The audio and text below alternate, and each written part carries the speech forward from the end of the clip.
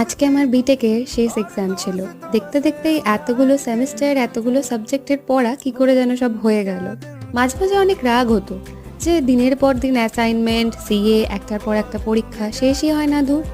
আর আজকে লাস্ট এক্সামের দিনকে খাতাটা সাবমিট করার সময়ও কেমন যেন মায়া হচ্ছিল। এর আগের বার তো একটা পর্ব শেষ হয়েছে অনলাইনেই, তাই তখন অতটা মায়া বুঝতে পারিনি।